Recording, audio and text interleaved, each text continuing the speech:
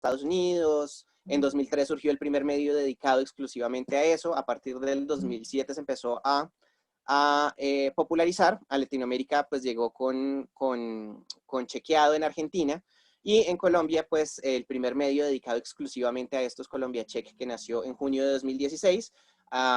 Pasamos a la siguiente diapositiva, porfa. Actualmente en el mundo pues igual hay 228, bueno, esto puede estar un poquito desactualizado ya, pero 228 medios dedicados al fact-checking. Y en Colombia pues estamos, por lo menos hay varias iniciativas, pero que estemos verificadas por la Red Internacional de Verificación. Estamos Colombia Check, el detector de la silla vacía y Factual de AFP. Pero pues gracias a talleres también que hemos dado, muchos otros medios han empezado a crear sus secciones de verificación. El Tiempo tiene sus Fake del Face, Semana tiene o tuvo, no sé si lo sigue haciendo, una sección de verificación. Zona Franca en televisión, por ejemplo. En las regiones, por ejemplo, Vanguardia tiene una sección de verificación muy chévere que se llama como No sea pingo o algo así. Pasamos a la siguiente diapositiva. Y bueno, pasemos al tema fundamental, ¿no? Que es cómo se hace esa verificación. Siguiente. Esencialmente, esto es muy importante, y es que hay que tener una metodología establecida, una metodología clara y que sea transparente. Es decir, que la gente sepa cómo está haciendo uno la verificación, que la gente pueda seguir como la ruta que siguió uno y llegar a la misma conclusión. Definir las calificaciones públicamente. Cada medio de verificación tiene sus propias calificaciones. Nosotros tenemos 4 o 5 calificaciones. La silla tiene como 10, pues eso depende de también qué tanto se quiera complicar uno, pero lo importante es que para la gente sea claro y esté publicado en alguna parte cuál es la definición de cada una y por qué se califica cada cosa. Que sea consistente, ¿no? Que se mida con la misma vara a Petro y a Uribe y a Claudia López y a, no sé, al que sea. Nosotros hemos chequeado incluso a Miguel Bosé, por ejemplo, cuando publicó alguna cosa sobre la vacuna, las vacunas para el coronavirus. Y si uno se equivoca, porque uno también es humano y a veces la embarra en la verificación y termina uno diciendo algo que no es, pues corregir también transparentemente y decir, esta nota la cambiamos la calificación por esto y esto y esto, o cambiamos este párrafo por tal razón. Siguiente diapositiva.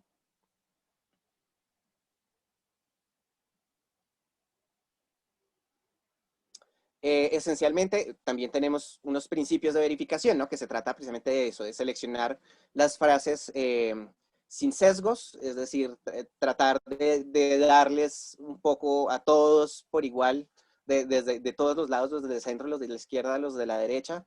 Ay, tan chistosa esa lista. Que sean datos que se han dado en ámbitos públicos, no coger como una frase aislada que dijo alguien o que a mí me dijo que fulano dijo, no, sino que lo haya dicho el presidente en una locución, que lo haya dicho un senador en el Congreso, delante de todo el mundo, que eso esté registrado en alguna parte, en algún medio de comunicación, etcétera, etcétera. No se pueden chequear las opiniones, sino que sean hechos, cosas que realmente sean contrastables, ni compromisos a futuro. Cuando chequeamos cosas, digamos, a veces hacemos más bien como hacia atrás, como prometió esto en tal año y lo cumplió, no lo cumplió, tal cosa, eso es distinto.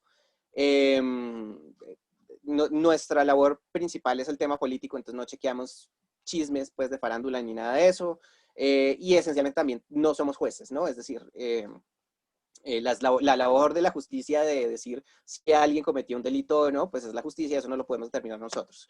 Y bueno, obviamente nuestro trabajo también depende de los recursos disponibles, somos un medio relativamente pequeño, eh, con unos recursos limitados, entonces pues también, digamos, no podemos chequearlo todo porque pues no nos dan las manos. Siguiente diapositiva. Evitamos las fuentes anónimas también con un compromiso de transparencia. Hay una transparencia de las fuentes, con quién hablamos, dónde trabaja, quién es, para cualquier cosa, sobre todo los expertos que consultamos para muchos temas. Los documentos que consultamos procuramos enlazarlos en las notas para que la gente pueda entrar a verlos. La idea es eso, que la gente pueda llegar siempre a la misma conclusión, que los expertos sean variados también y enfocados en los datos, no el experto X opina que esta ley es buena o es mala, sino el experto eh, nos dijo pues que esto está regulado por tal ley, o que la cifra es esta, o que sí, pero no sea como que el experto opina tal cosa es buena o es mala. Y lo que les decía, la ruta del chequeo pública, sin opiniones personales, calificamos la afirmación, no la persona. Entonces no es que, no vamos a decir cómo es que Petro es un mentiroso, o Uribe es un mentiroso, o Claudia López es una mentirosa, sino en esta frase en particular es falsa, la haya dicho quien la haya dicho, ¿sí? Siguiente diapositiva.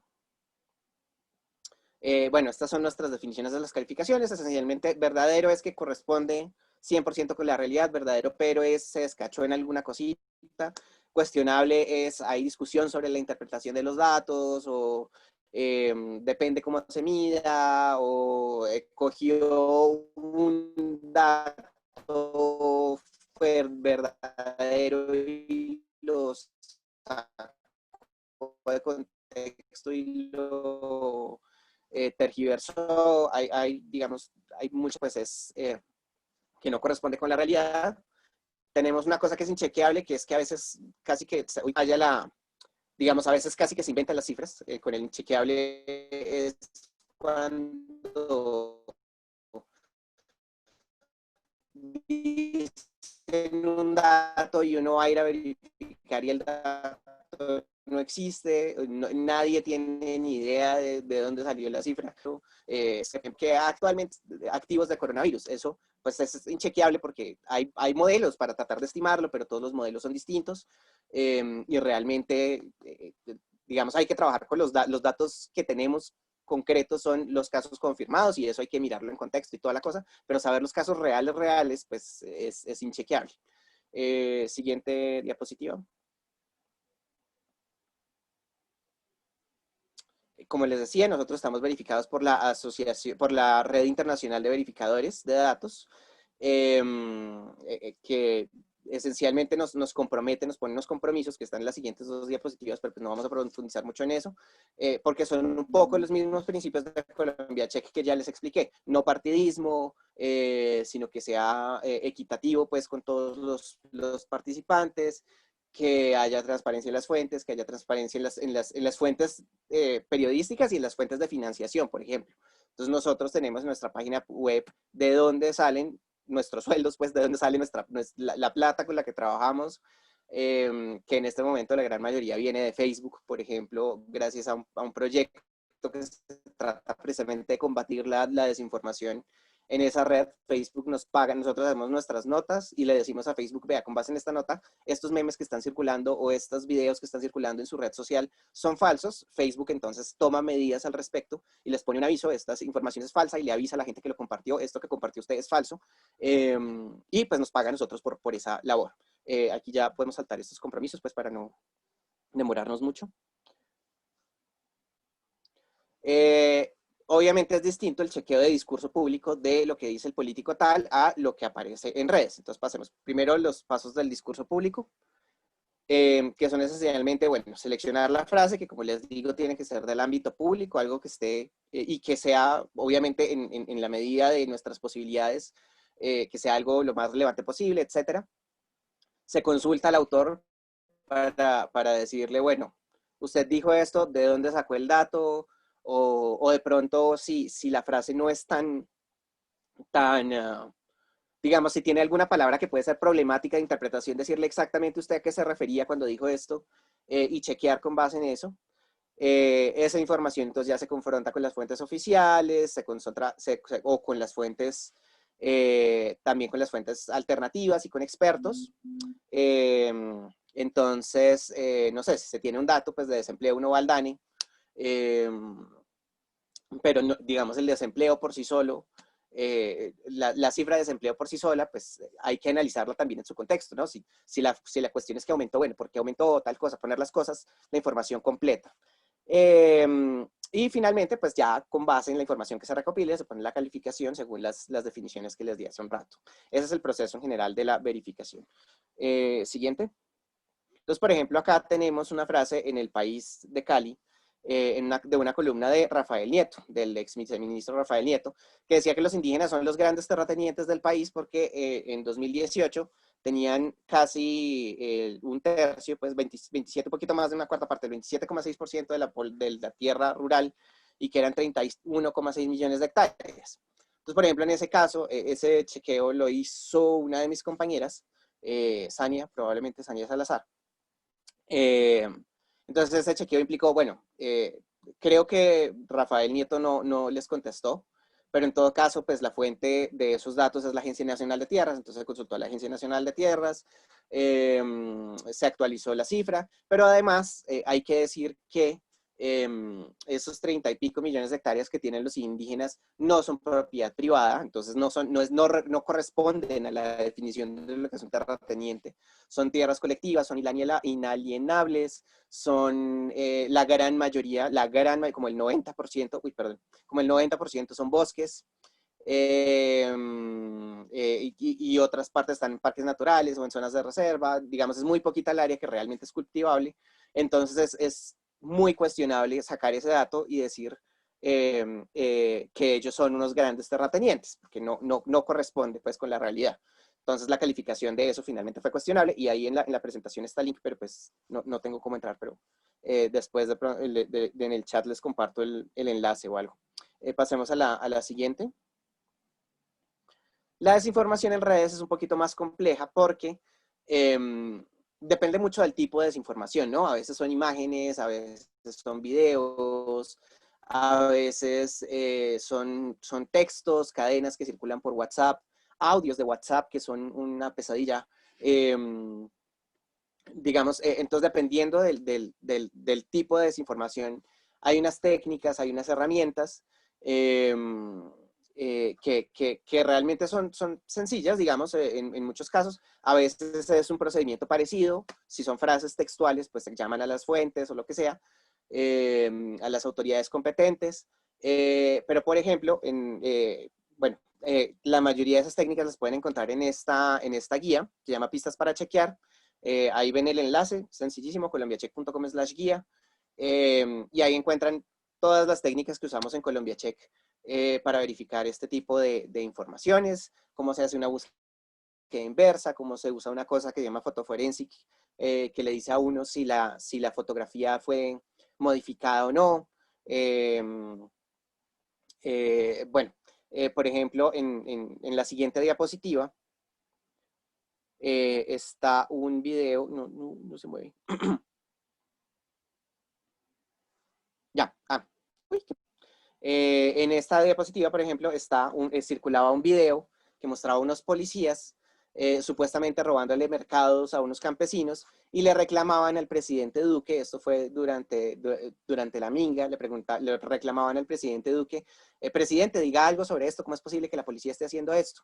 Resulta que hay una herramienta que se llama Invid, también está ahí en la guía.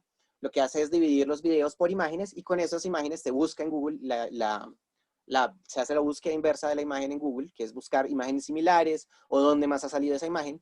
Y ahí nos dimos cuenta que realmente ese video correspondía a hechos que ocurrieron durante el paro agrario de 2013 y pues que no había, pues el presidente Duque no podía hacer nada al respecto porque en ese momento ni siquiera había llegado al Senado. En ese momento creo que trabajaba en el BID todavía. Entonces, ¿qué? Entonces, esa es una de las típicas, ¿no? Videos fuera de contexto, imágenes fuera de contexto, pero también se mueven mucho audios alarmistas.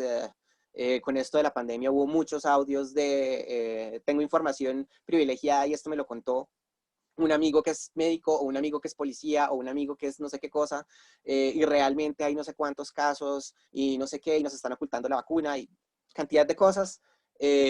Por eso nosotros también hemos sacado guías en las que explicamos cómo identificar un audio que puede ser potencialmente falso. Bueno, en fin, siguiente diapositiva. Y bueno, esencialmente, digamos, ese es como el resumen en general de lo que podemos hacer. ¿Datos? ¿Cómo?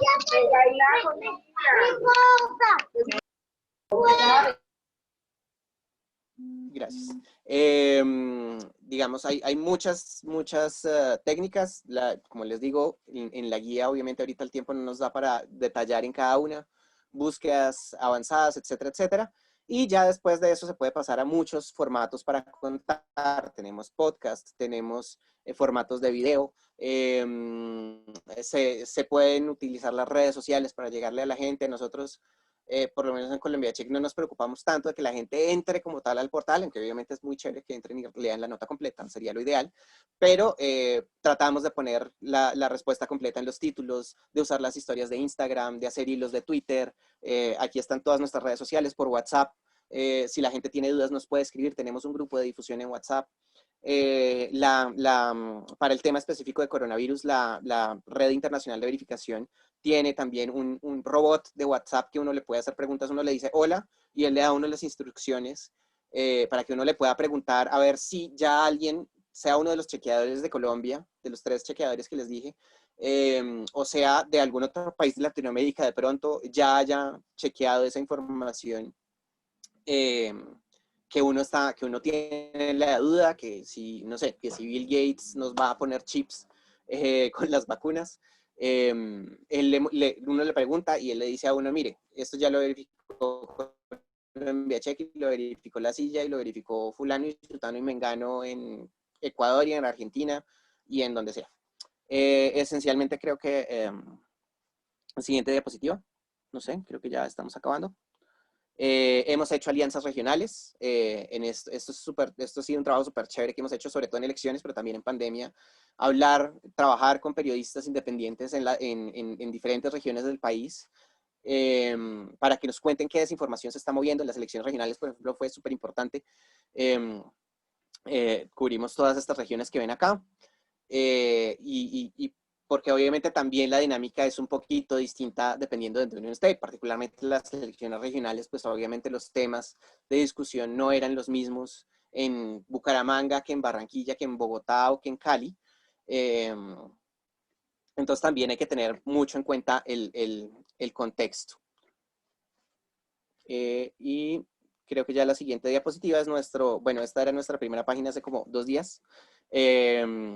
Y bueno, ahí ustedes pueden entrar, van a encontrar muchas verificaciones ahorita sobre el tema de pandemia, sobre protestas, sobre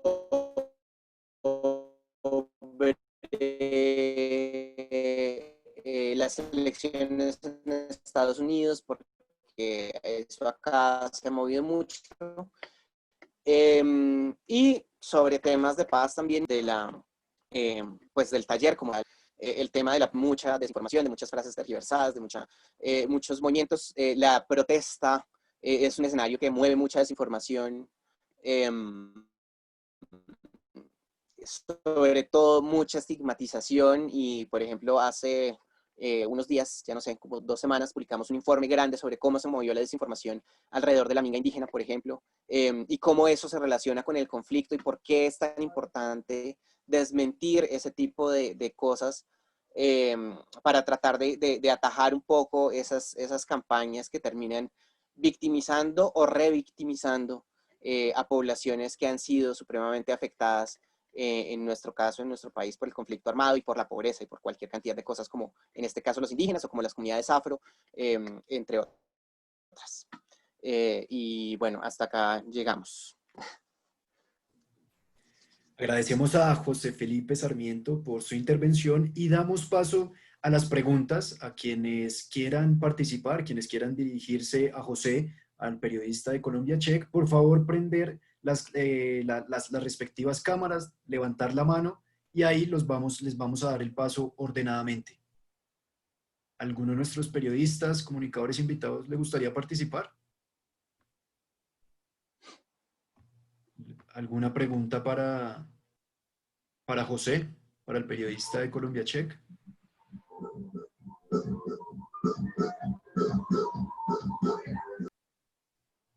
¿Alguna alguno de nuestros invitados, alguno de las personas que nos están acompañando acá en este taller? Buenas tardes, ¿me escucha? Sí, Rubén, Buenas tardes. Para mí es un placer poder estar con ustedes en este taller de periodismo digital. Agradecerle a QNQ, a la Unión Europea, a la señora gobernadora del departamento del Valle del Cauca, la doctora Clara Luz Roldán. Mi nombre es Rubén Darío Arias, soy el presidente de las emisoras comunitarias del departamento del Valle del Cauca. Mil gracias, la verdad, la radio comunitaria es un instrumento eficaz, lo dijo la doctora Patricia Lombard, hace más o menos unos 8 o 10 días que tuvimos la oportunidad de reunirnos con ella, que la radio comunitaria llega donde otros no llegan. De manera que con esta serie de capacitaciones que se están dando por parte de este medio de comunicación, me parecen supremamente importantes estos temas y vamos a estar muy atentos. Saludar al doctor César Villa, a la presidenta de QNQ y agradecerles inmensamente porque esos talleres son muy productivos para todos nosotros, muy amables. gracias Rubén por estar acá con nosotros, por acompañarnos. Y sí, señor, la radio comunitaria es importante en esta labor del periodismo. ¿Alguien más le gustaría dirigirse a José Felipe, preguntar algo sobre Colombia Check? Él con gusto les responde cualquier inquietud. José Mosquera,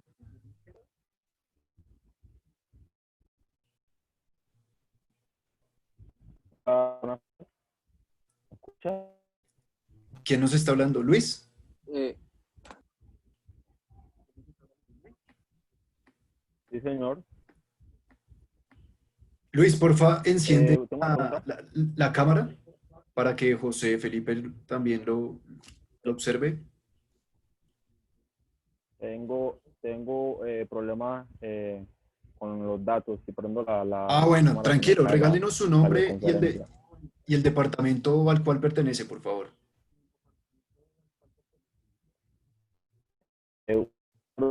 Para todos, mi nombre es Luis Gustavo Rentería Palomeque, soy estudiante de Comunicación y Periodismo de la Universidad Tecnológica del Chocó y me gustaría hacer una pregunta.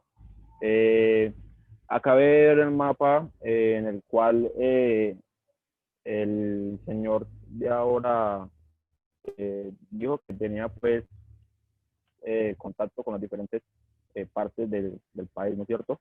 Me baso en que por qué no tiene contacto con una sucursal pequeña en nuestro departamento del Chocó, ya que es uno de los departamentos que más tiene índice de violencia más alto. Esta es mi pregunta para el señor. Hola Luis, pues desafortunadamente no dimos, pues eso tiene un presupuesto limitado, como todos los medios pequeños tenemos ciertos problemas en materia presupuestal. Ese fue un tema que tratamos de iniciamos dando este tipo de talleres en varias regiones y en esas regiones íbamos recolectando contactos para tratar de ampliar la red a la mayor cantidad de departamentos posibles. Desafortunadamente, como es un proyecto que apenas estaba empezando, pues no alcanzamos a llegar al Chocó. Esperamos, eso sí, en próximas oportunidades poder llegar allá y poder trabajar de pronto con Luis o con otros colegas allá en la región.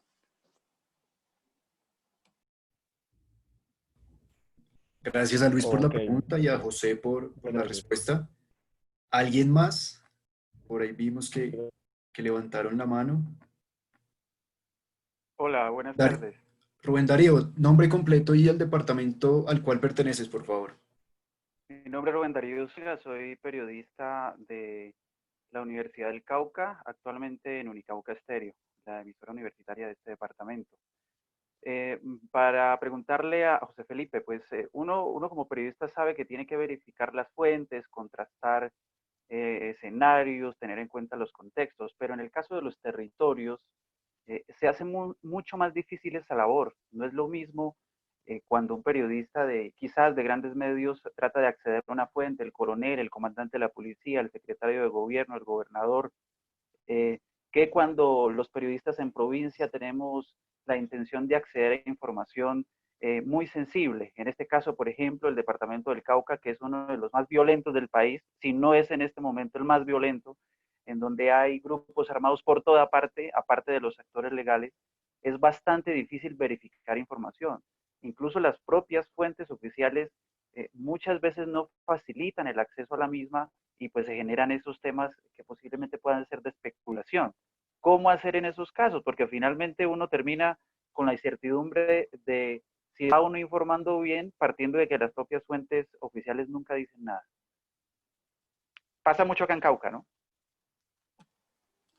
Claro, bueno, yo creo que ahí es complicado. Nosotros, como les digo, también somos un medio pequeño y a veces, digamos, yo que fui corresponsal del tiempo en algún momento, cuando entré a trabajar a Colombia Check, por ejemplo, sí sentí ese golpe de, ya no es lo mismo decir soy del tiempo que de Colombia Check, entonces ya no me atiende fulano o no me atiende mengano.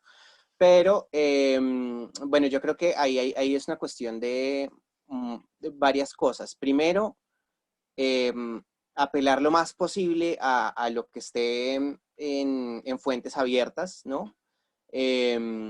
Colombia Check, la Flip también tienen una serie de manuales de acceso a la información, de periodismo de datos, de periodismo para utilizar, no sé, todo esto, el SECOP y demás, donde muchas veces está toda esta información sobre contratos, temas del Estado.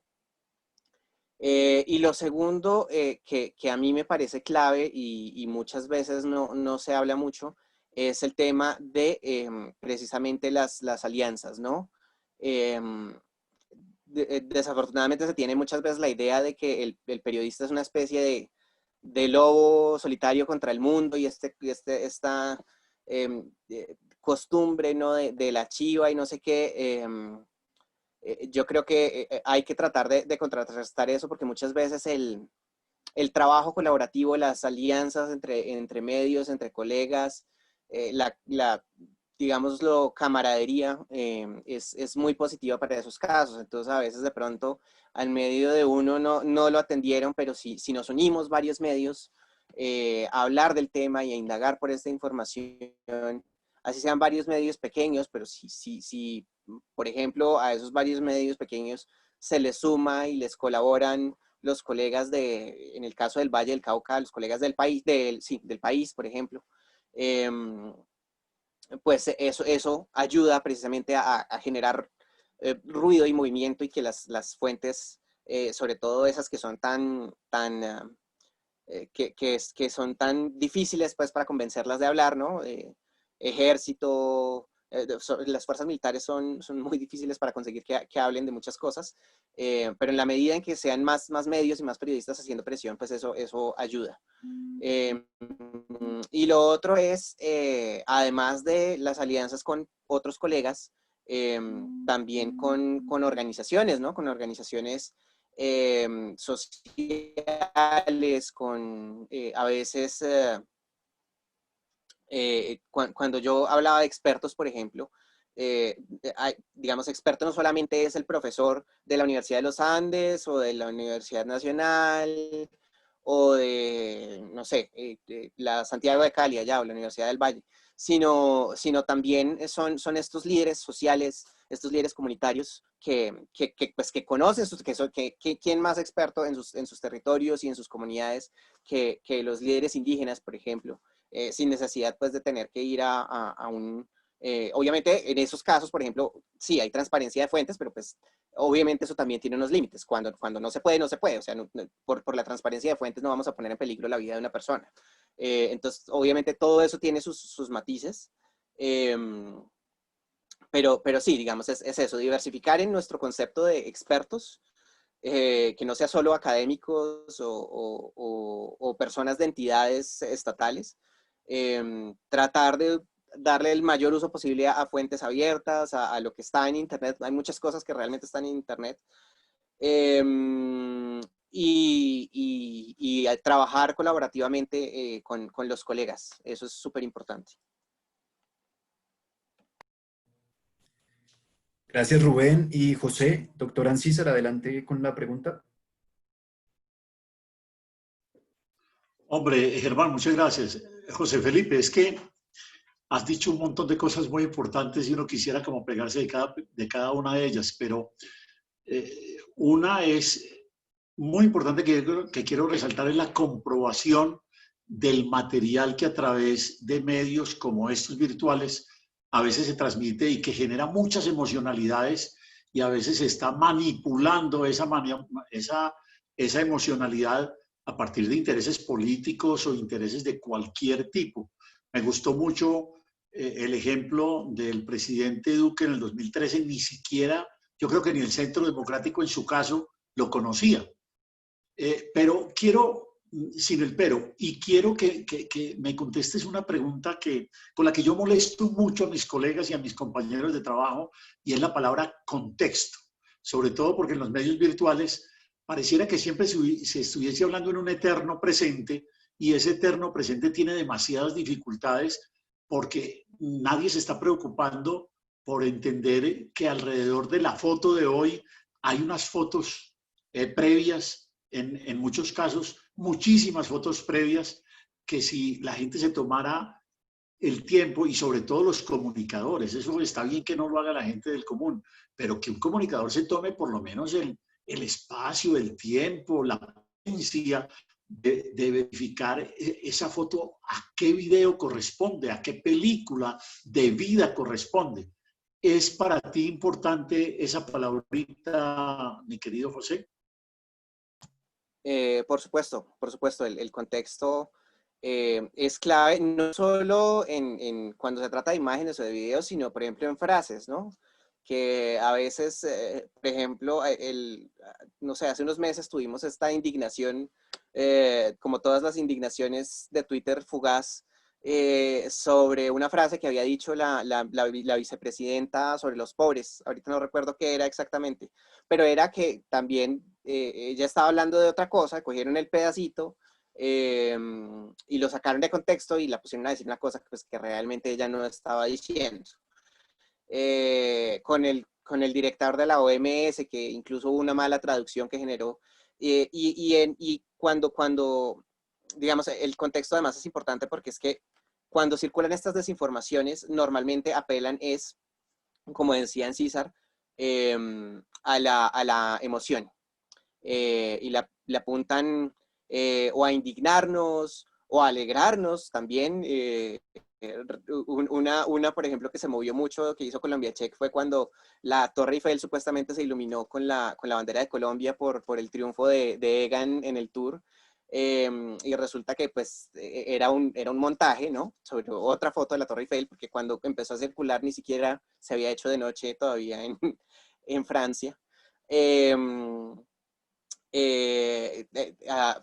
Al miedo también, hace 3 días que tuvimos el huracán en San Andrés, entonces empezó a circular un video en el que se veía cómo le arrancaba el techo a un edificio, y era un video del huracán María en Puerto Rico hace 3 años.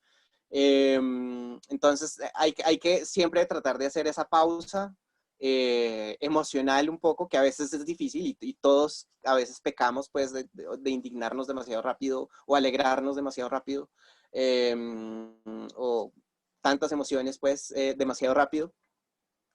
Hacer la pausa y buscar el contexto y buscar esto de dónde salió, sobre todo cuando uno es no solo periodista, sino cuando uno es cualquier figura pública, porque que lo haga mi papá o que lo haga mi tía, pues ok, uno entiende que no tienen esta responsabilidad pues de 1000 o 3000 o 1.000.000 de seguidores en redes sociales, pero si ya es el presidente Duque o el expresidente Santos o el congresista Petro o el cantante Miguel Bosé, uno entiende que son gente que tiene muchos seguidores y tiene una responsabilidad, así no sean periodistas, así no sean comunicadores, de parar un momento y decir, bueno, esto que voy a publicar realmente qué tan cierto es, de dónde salió, y por qué se está moviendo, porque a veces ellos también mueven las cosas por sus propias emociones sin verificar. Gracias, doctor Ancísar, a todos los periodistas que participaron y que estuvieron muy activos en sus preguntas, y nuevamente agradecemos a José Felipe Sarmiento por su intervención y por toda esta información que nos dio relacionado con Colombia Check. Tenemos que continuar con la segunda temática por temas de tiempo y ya ahorita habilitamos nuevamente un espacio para demás preguntas. Continuamos con el desarrollo del taller regional de periodismo digital creado por Forosca, quienique.com y la Unión Europea. Para ello, quiero invitar, damos paso primero al nombre de la temática, que es Periodismo de Paz, y quiero invitar a Jonathan Bock, director de la Fundación para la Libertad de Prensa, periodista con maestría en Relaciones Internacionales y Periodismo de la Universidad Complutense de Madrid, con más de 10 años de experiencia en el ejercicio periodístico y en la protección y defensa de los periodistas. Ha liderado numerosas misiones regionales para establecer redes interinstitucionales en temas como la protección a periodistas o las garantías para el periodismo. Jonathan, bienvenido y gracias por acompañarnos en este espacio académico. Buenas tardes, Germán. Muchas gracias por la presentación y un gusto estar aquí en esta conversación donde, pues, sin duda se están tratando varios temas e inquietudes que tenemos todos de cómo se va desarrollando, pues, estas nuevas dinámicas del periodismo y de la desinformación, que desafortunadamente, pues, como ya se estaba explicando, es un problema que cada vez, pues, tiene unas afectaciones mucho más profundas en el debate y en diferenciar lo que es real y lo que no. Me quisiera comentar en este espacio y a propósito del título de la conversación, pues lo que significa también en Colombia hablar de periodismo y hablar de unos espacios de participación ciudadana en un proceso de paz, ¿no? Y en un proceso, y pues en estos momentos que vivimos, donde es tan importante, pues, que precisamente existan esos espacios.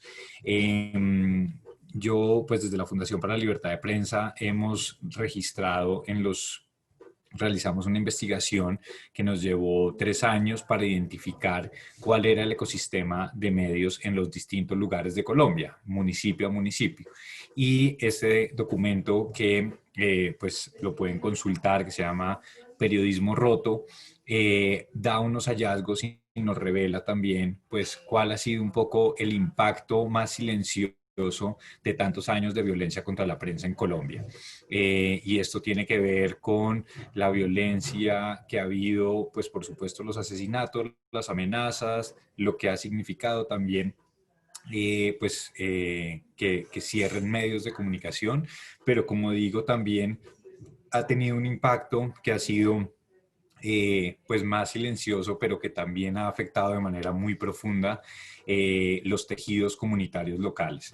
Y tiene que ver con el miedo, tiene que ver con ese miedo que muchos tenemos de cómo expresarnos, de qué se puede decir, qué no se puede decir, quiénes pueden estar vigilando, quiénes pueden estar interesados en lo que estamos comunicando. Y eso ha terminado revelando un escenario que es bastante dramático para el periodismo en el país, y es que estamos en muchos lugares donde no existen medios de comunicación local que produzcan información, ¿no? Muchos de ustedes seguramente tienen muy claro que hay emisoras o canales de televisión, pero que en las emisoras solamente escuchamos música, o que en los canales de televisión solamente vemos videos de entretenimiento, y no hay espacios para una producción de información que contenga, pues, análisis, o que podamos conocer en más detalle qué ha pasado, un nivel de investigación. Esto, pues, desafortunadamente no existe. En Colombia, en 330 municipios no hay medios de comunicación como los entendemos, ¿no? De manera, pues, con una mirada más tradicional. Por supuesto que hay flujos de información que pasan más por redes sociales y que, pues, por supuesto, enfrentan el desafío que tenía que ver con la parte de la conversación que estábamos escuchando, que tiene que ver con la desinformación, ¿no? Pero no existen medios impresos o no existen existen canales de televisión o radios que produzcan esa información. 330 municipios, estamos hablando casi de una tercera parte del país. Y adicionalmente en otros 300 municipios sí existen medios, pero como decía, son medios de entretenimiento. Esto nos pone en un escenario en el que más o menos 10 millones de colombianos viven en estos desiertos de información, donde seguramente conozcan mucho más de las lluvias que caen en Bogotá, del estado de las vías de Bogotá, pero no de lo que ocurre a su alrededor, del puente que no se construyó o de la situación del alcalde que ha sido destituido, ¿no? Hay muy pocos flujos de esas informaciones que pasen por un proceso periodístico. Y creo que eso pues, nos pone en una situación pues muy singular, porque no podemos hablar de libertad de expresión en esos lugares o libertad de expresión desde el periodismo si no existen estos medios. Y creo que esto es un desafío enorme como país, es un desafío que además pues también es muy importante precisamente en este momento poder pues poder tener esa radiografía para ver qué acciones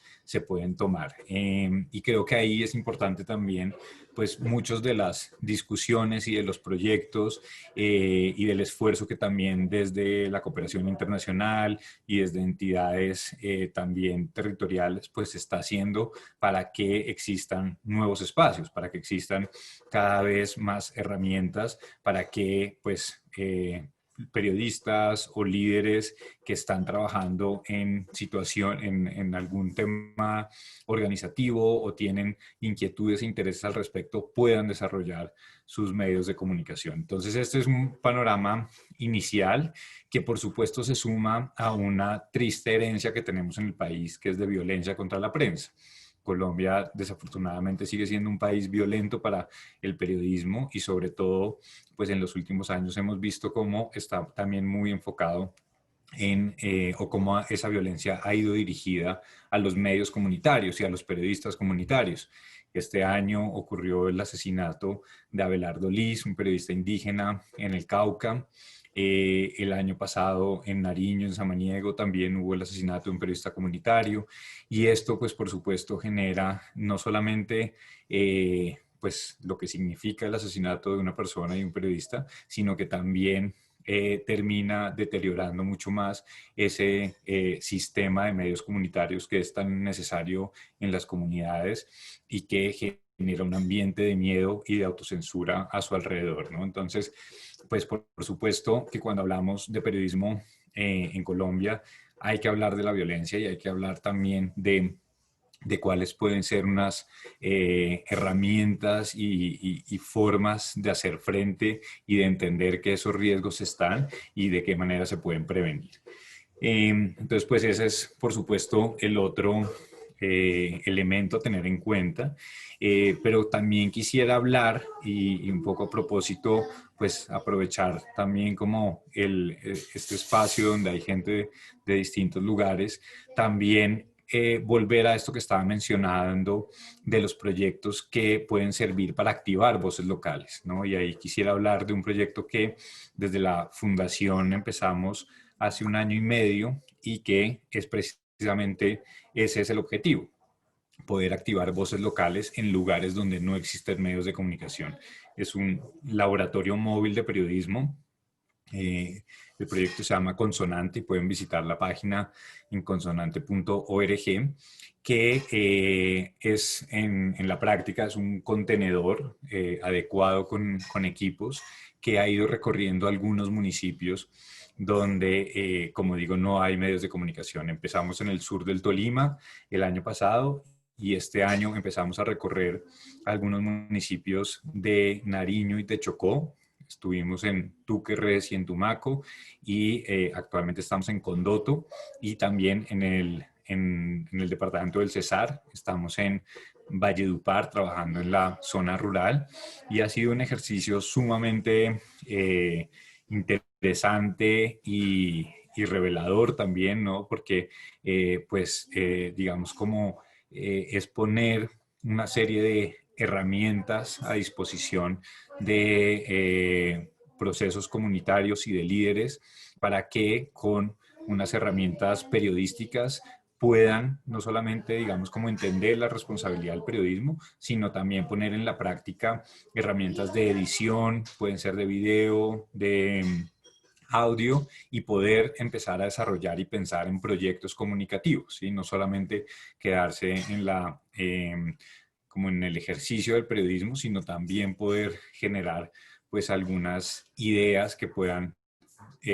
desarrollarse y que puedan llegar a constituir un proyecto comunicativo. De este pues, proceso en el que llevamos y que por el que han pasado ya más de 150 líderes, pues ha habido, como digo, se recogen unas ideas y unos intereses muy locales, ¿no? Entonces tenemos algunos proyectos que son, por ejemplo, hacer un podcast para visibilizar el trabajo de las mujeres campesinas en el sur del Tolima, o poder hacer una serie de videos para que jóvenes hablen sobre el campo, o poder tener también alguna una especie de recuerdo social a partir de fotografías de la historia de un municipio, ¿no? Entonces creo que son proyectos que, como digo, están en algunos casos son muy vanguardistas por los formatos, por las narrativas que utilizan,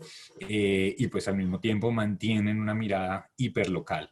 Y yo creo que eso es fundamental, porque creo que ahí es donde está precisamente el vacío más amplio y las necesidades más grandes. Entonces este contenedor llega al municipio y pues se instala durante 2 meses en un proceso de diplomado que se tiene con los participantes que han sido pues previamente seleccionados. Y después empezamos en una fase, como digo, de acompañamiento a esa producción, ¿no? Es una segunda fase, ya que tiene que ver con unas becas para que esos proyectos puedan surgir y puedan convertirse en algo tangible.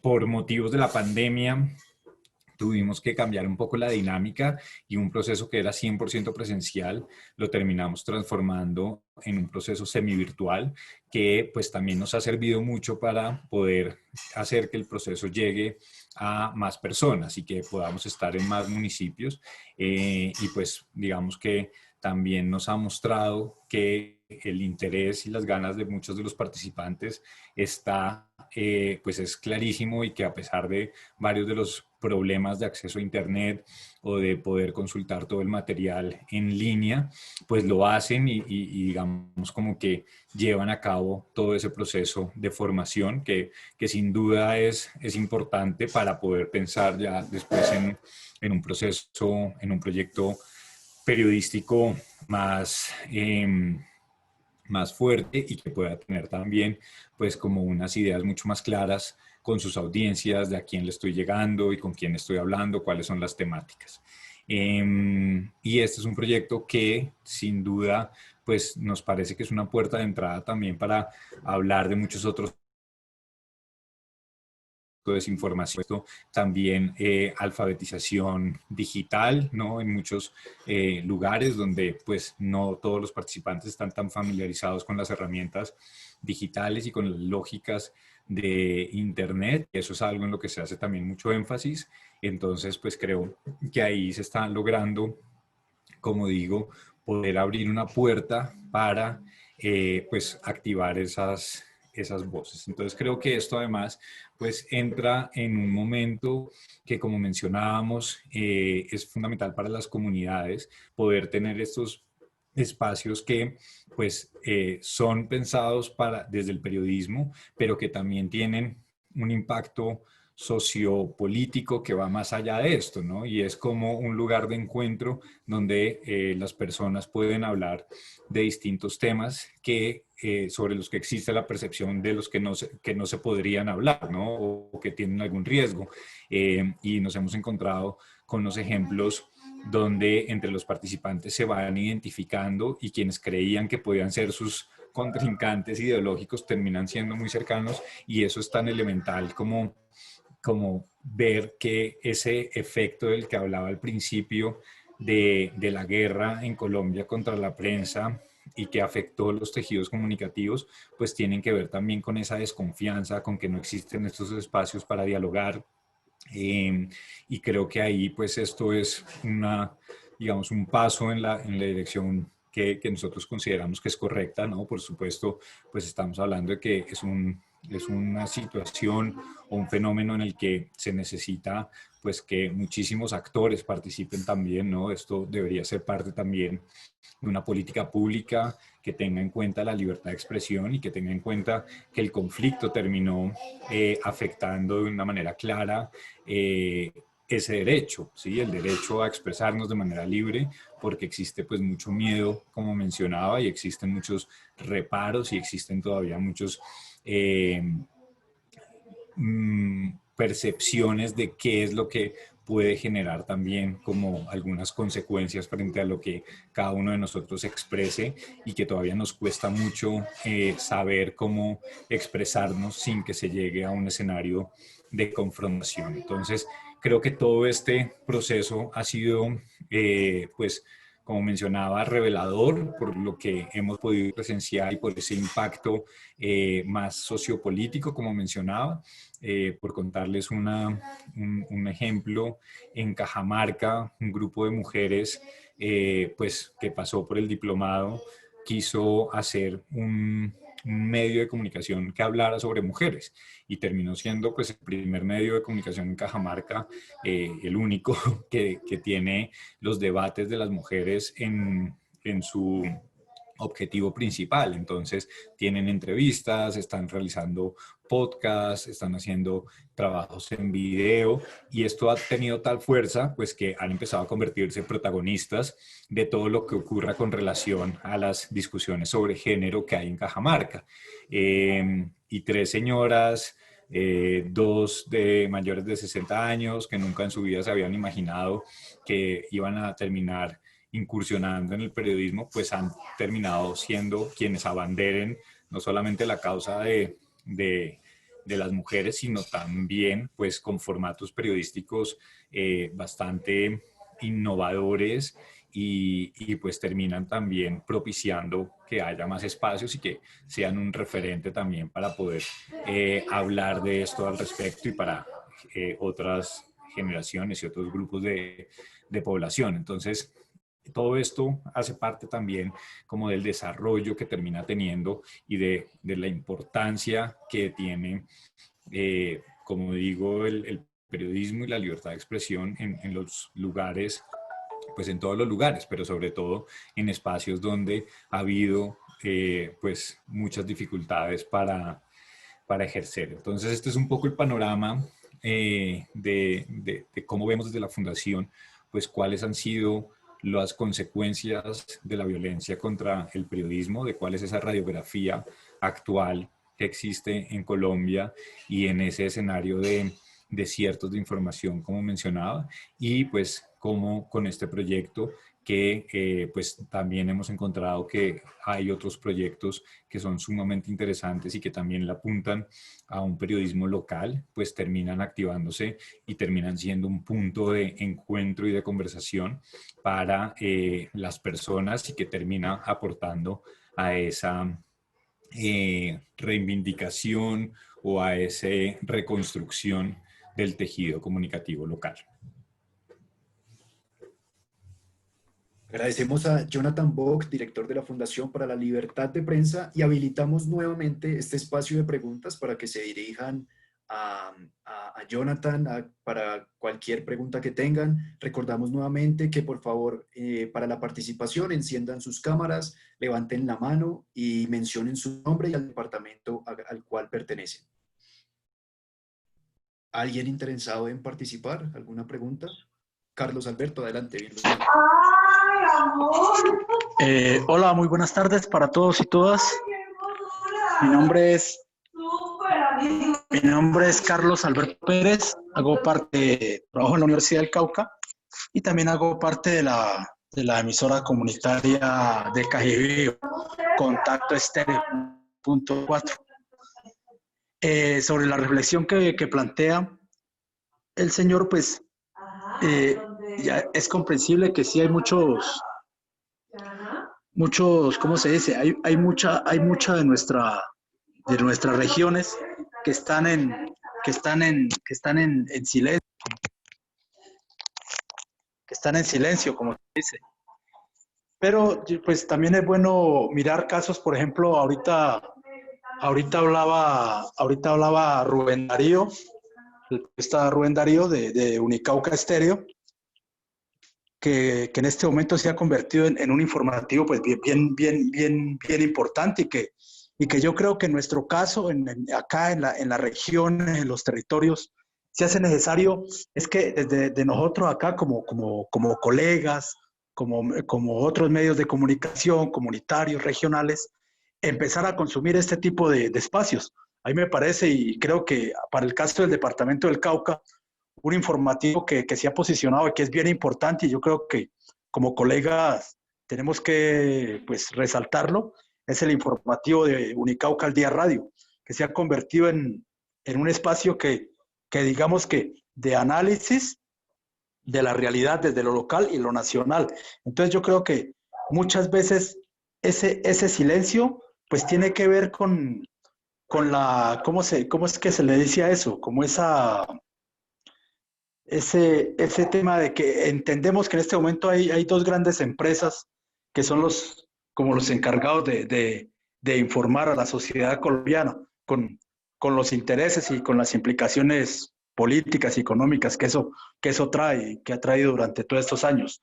Pero yo creo que en el caso de nosotros, como radios comunitarias, pues nos pegamos de esas experiencias, nos pegamos de informativos como Unicauca al Día, como el que les venía contando, que es un espacio que es importante resaltar y que es importante que nosotros acá como Cauca pues consumamos ese tipo de espacios que permite adelantar muchas cosas.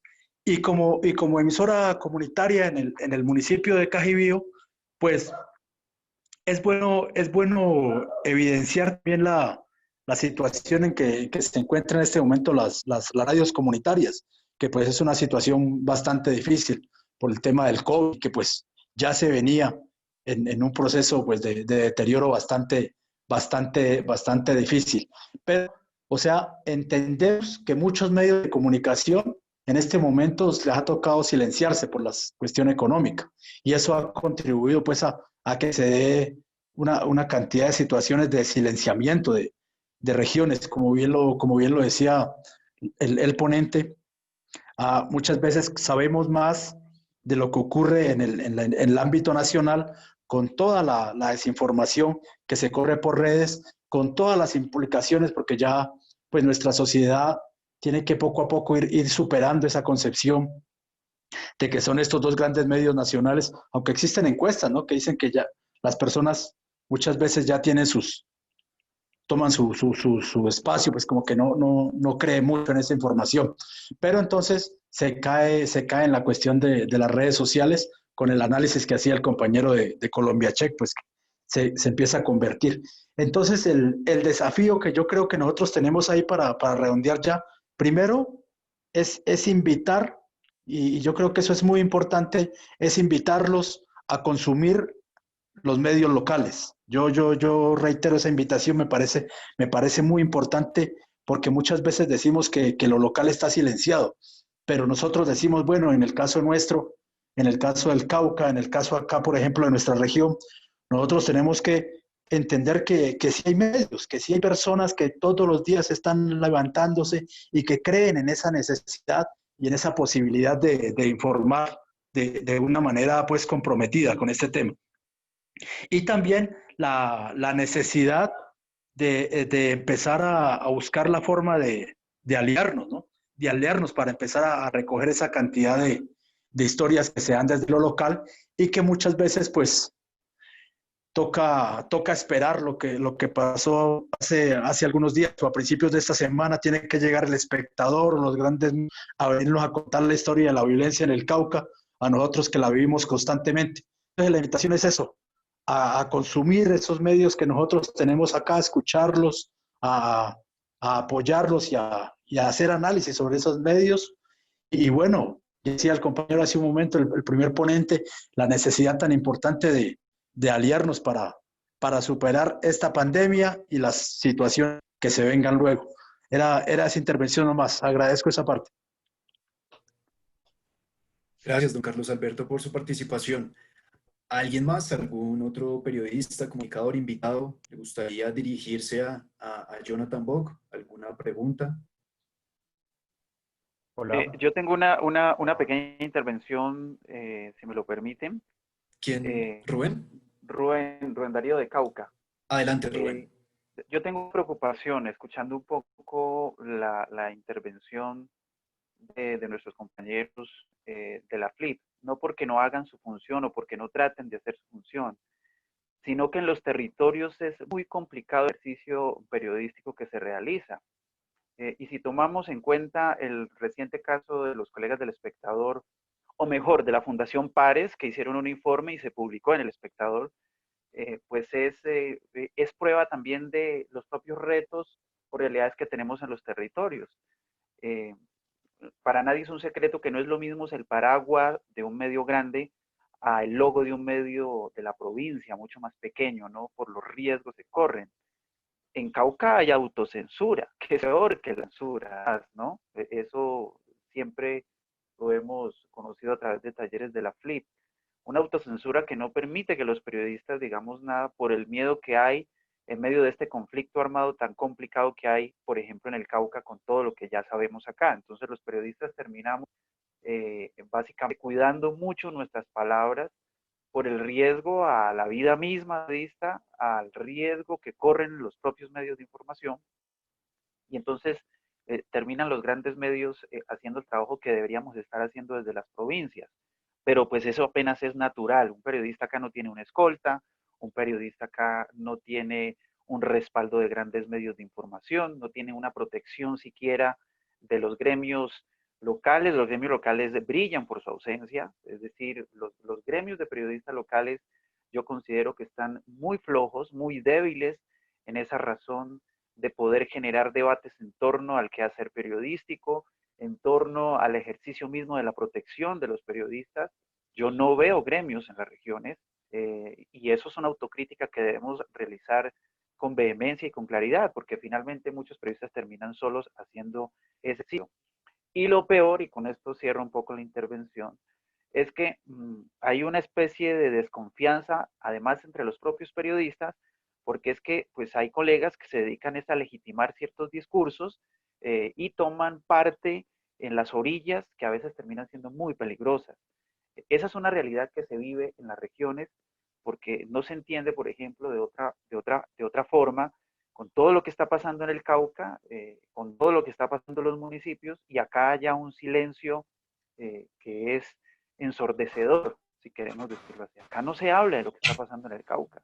Los que están hablando son los grandes medios porque vienen, hacen los reportajes, pero los periodistas de provincia están absolutamente en silencio por las propias presiones que tienen, por los propios problemas de autocensura que tienen que afrontar, pero eso es una realidad. Entonces creo yo que hay un reto grande por parte de los gremios periodísticos nacionales y en las regiones no hay gremios periodísticos. Yo no veo, yo puedo ser pesimista con eso, puedo ser muy crudo con esto, pero yo no siento un acompañamiento de los medios regionales frente a lo que está pasando en Cauca. Yo sé que esto puede estar pasando en Chocó, en Nariño y en el Valle, pero yo creo que ahí tenemos retos muy grandes los periodistas y los gremios periodísticos también. Muchas gracias. Gracias, Rubén, nuevamente por su participación. Israel creo que quería participar.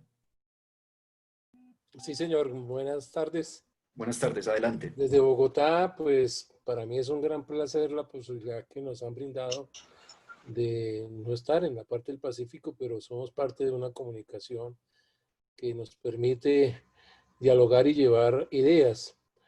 El medio periodístico al que represento es un periódico que pasó de ser, como lo conocemos todo mundo, en papel a la parte digital debido a la escasez precisamente de la parte económica. Me gustaría compartir una experiencia que tuvimos de participación comunitaria, el cual fue participar precisamente en los presupuestos locales, donde la idea del periódico o los periódicos y las comunicaciones locales tuvieran su participación y sus presupuestos. Es así como después de más de 40 años de estar en las contiendas periodísticas y demás, logró que esta premisa de contar con que el mismo distrito y las 20 localidades lograran tener una participación de los medios de comunicación local, que conforme lo dicen los compañeros de allí, muchas veces somos los que realmente conocemos de la verdad real de nuestras localidades. Es así como en Fontibón logramos que ese presupuesto y a la dificultad que se tiene para uno poder salir al aire y sacar sus periódicos, ya no lo podemos hacer de la misma manera porque ya no hay pautas.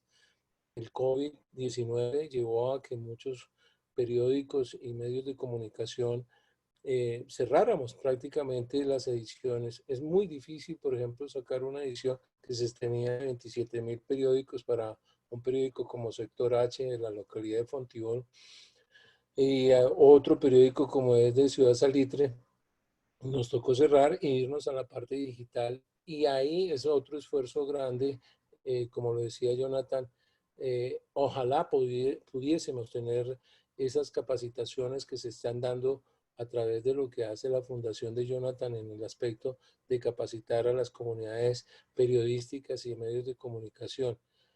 No me resta sino a ustedes agradecerles la posibilidad de contar esta historia, que es una buena premisa para que dentro de los departamentos, las alcaldías y las gobernaciones tomen en cuenta esta situación. Los medios de comunicación local lo que hacen es eso, difundir las actividades, las secuencias y, como decíamos, de verdad real, porque los medios que ya conocemos nosotros pues hacen la divulgación de acuerdo a sus necesidades comerciales y a quien le está pagando en este caso. De manera que muchas gracias, Germán, también.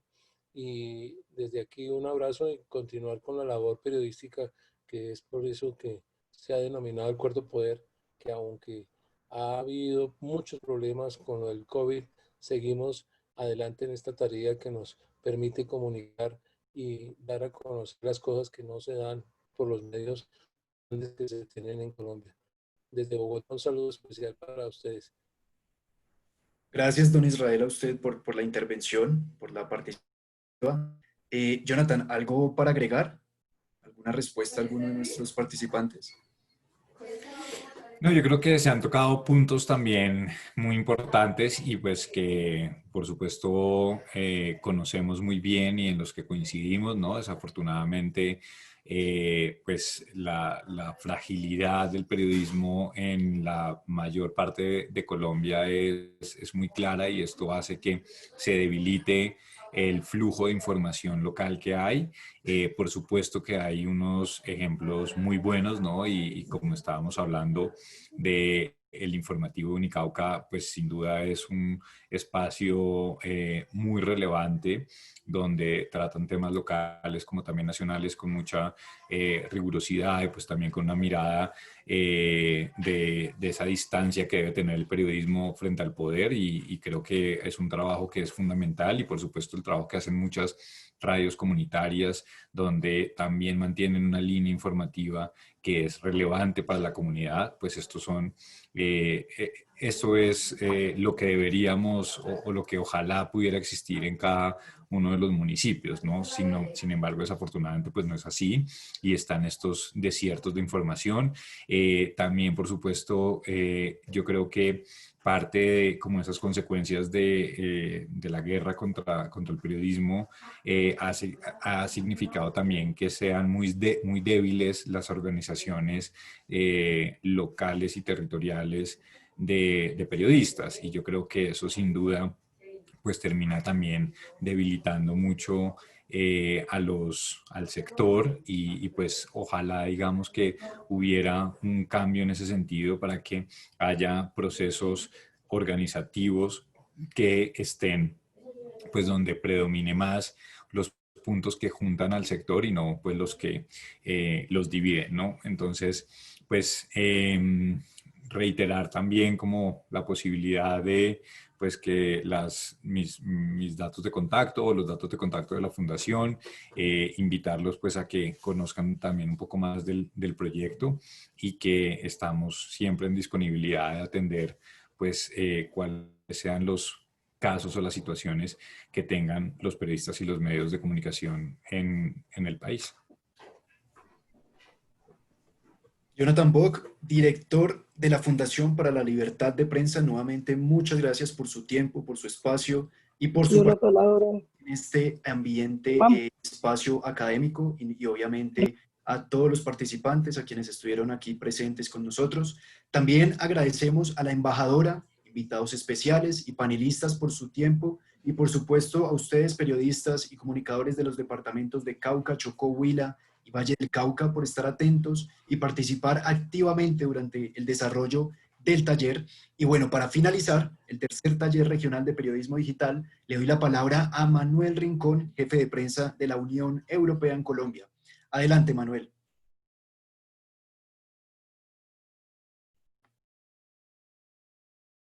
Manuel, tiene el micrófono apagado. Gracias. Bueno, no, muchas gracias a todos. Un saludo muy especial.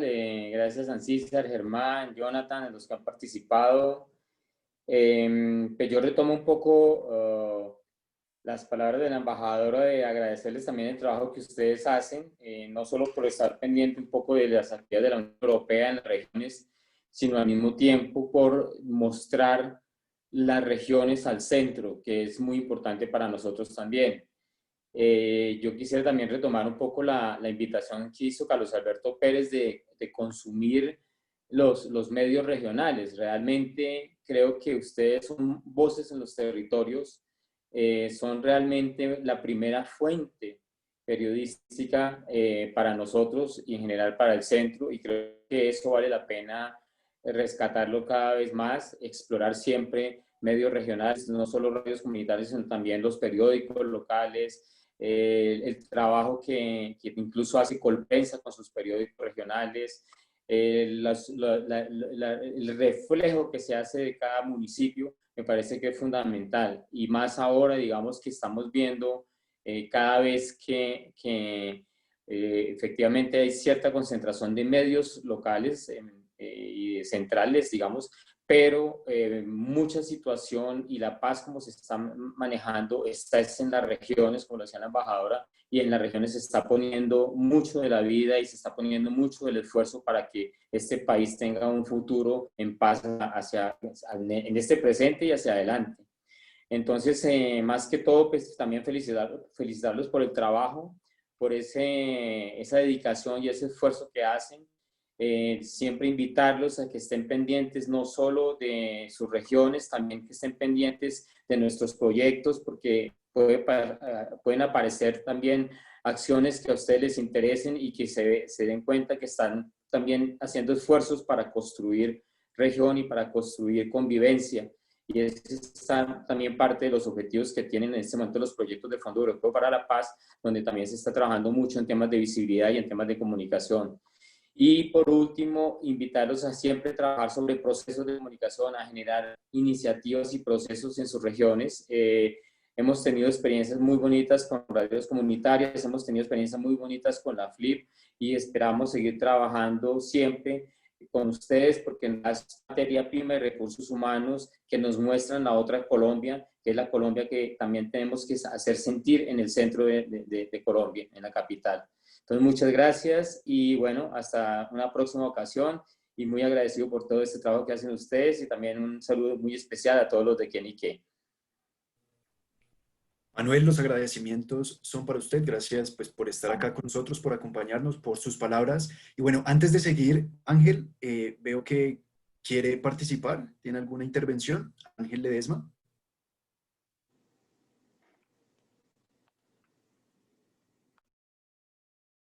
Ángel.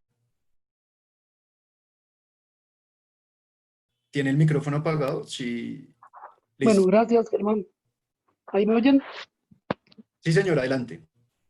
Bueno, muchas gracias por la capacitación que nos están brindando Yo hago parte de la red Voces y Sonidos del Departamento del Cauca. Soy el representante legal. Además, hago parte de la emisora Piendamó Estéreo, una emisora comunitaria. Hago parte de la Mesa Nacional de Medios, que está trabajando fuertemente por la reactivación de las emisoras y por un mejor funcionamiento. Con respecto a lo que estamos escuchando hoy, pues hay varias cosas. Estamos de acuerdo con Carlos cuando hablaba de cómo nos organizamos para poder generar debates y poder generar unas mejores noticias. Pero tenemos el problema que por la falta de recursos no podemos seguir adelante. Aquí en Piendamó nosotros sacamos un periódico que se llamaba Lea Piendamó. No va a durar sino 6 ediciones porque no tuvimos con qué seguir sacando. Un periódico Visión Futuro duró 2 ediciones. Las radios comunitarias hacen es una labor social y esa rentabilidad es social, pero rentabilidad económica no hay. Motivo por el cual considero que desde allá con Jonathan, con José, que fue el otro ponente hoy, pues a ver cómo con la doctora Lombardi y con quienes están al frente de este proceso realmente puedan ayudarnos, uno, en capacitación más de fondo sobre la construcción de una noticia que cumple los 5 pasos, pero además cómo nosotros podemos entrar, por ejemplo, a una alcaldía y preguntar sobre los recursos, porque es que eso también es investigación, también es noticia y también es violencia cuando le dicen a uno, usted no puede estar acá. Si usted continúa aquí, le hago cerrar la emisora o vamos a tener problemas. Eso también genera violencia. Entonces, ¿cómo desde allá ustedes generan un proceso de capacitación para poder entrar a investigar mucho más esa noticia? Y lo otro que yo quería preguntar es, ¿qué hacemos cuando nuestros compañeros los amenazan? Porque esa es una de las...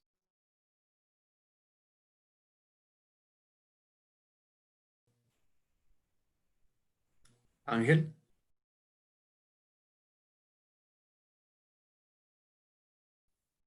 Ángel, bueno, creo que tuvimos un error de conexión. Bueno, quiero aprovechar este momento para decirles que la encuesta de satisfacción ya se encuentra en el chat. Pueden ingresar, pueden observarlo ahí. Agradecemos a todos los asistentes de por favor diligenciar este formulario para conocer su opinión acerca de este espacio. Y bueno, de esta manera pues culminamos los talleres regionales de periodismo digital, periodismo de paz, una oportunidad para el territorio y el lenguaje digital, que sean la paz y la unión características de nuestra labor. Y recuerden siempre, quienique.com, el placer de saber, ver y oír más. Nuevamente, muchas gracias por su participación activa, por su presencia, a todos los comunicadores, periodistas e invitados de la región Pacífico. Muchas gracias y feliz tarde.